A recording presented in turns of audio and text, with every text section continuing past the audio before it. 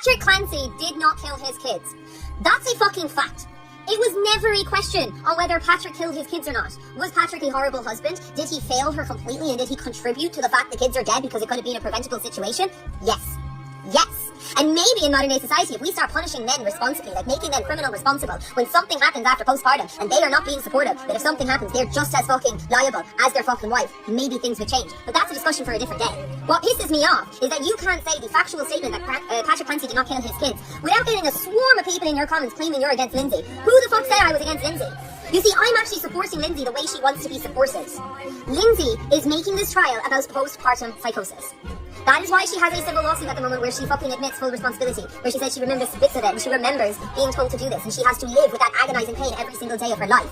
She's not fighting for herself in this trial. She could easily go to prison and kill herself and be with her children. She's fighting for every goddamn woman who has been ignored by those same doctors who ignored her. That's what the lawyer wants to achieve. That's what Lindsey wants to achieve in this trial. Not only justice for herself, but justice for every goddamn mother who has to fucking go through postpartum psychosis, which is a very fucking scary thing. Postpartum depression. Postpartum is genuinely so fucking dangerous and so underdiagnosed. It's ridiculous. So if someone is saying to you, Patrick didn't fucking kill his kids because they're looking at the same facts you are and understanding that you're on the side where you're thinking this massive conspiracy and you're throwing in all these simple facts without actually looking at it from a different perspective, and suddenly I'm horrible when I'm actually supporting the woman in the way that she says she wants to be supported. I'm going to make a video going through all of the facts and going through why I believe that Patrick, well actually no, not why I believe, why I fucking know that Patrick did not kill his kids, and why that actually still makes Lindsey innocent because she was mentally ill. I am someone whose brother is a criminal in a mental institution.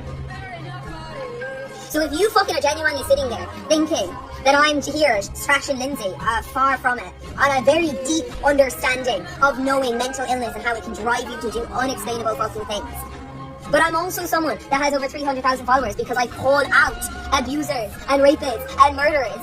But I've always said from day one, there's a murderer, a vicious, cold-blooded murderer, and then there's a justified murder.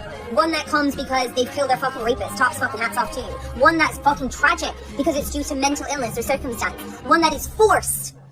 Yeah, some people are forced to kill other people. I'm sorry, but I'm not doing this shit where if someone puts a fucking gun to someone's head and says, if you don't kill that guy, I'm gonna fucking shoot your fucking daughter, and another guy has a gun to that daughter's head, and that guy goes and kills that guy. Yeah, too right, because he was trying to fucking save his daughter in a moment of desperation. Sorry, not sorry. You need to start looking at murder on a fucking spectrum, not on just this cold fucking blooded fucking situation, and then we can seriously talk about Lindsey being the murderer. If Lindsey Clancy is a reason to repeal the 19th, then we really need to talk about the family annihilator statistics, because the overwhelming majority of family annihilators are males. In fact, 95% of all family annihilator cases are committed by males. So what does that say about male voting rights? Should the male be allowed to vote? Do males have the competence? Do males have the self-control? Can we really trust the male to have control over his murderous, irrational instincts, enough that we can confidently rely upon him as a competent political actor?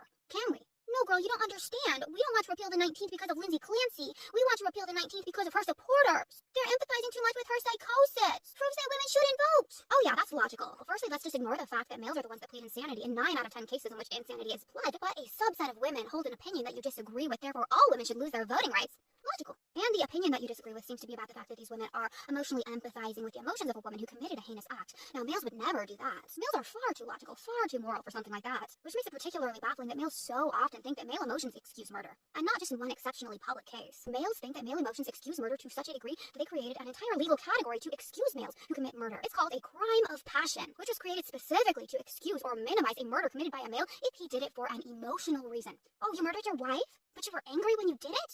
Oh, that's not so bad. It was a crime of passion. So technically, by your own argumentation that you're using to say that we should repeal the 19th, if we actually apply facts, your argument says that we should politically disenfranchise males, not women. And since males are the logical gender, no doubt this makes perfect sense to you. No doubt this entire conversation should switch to one about the political disenfranchisement of the male, right? Now, of course, I'm not advocating for such a thing, but I do just want to remind all the girlies out there that you are under no legal obligation to create a male. These males are actively talking about taking away your rights, sweetie. You don't have to make one, sweetie. You don't have to do it.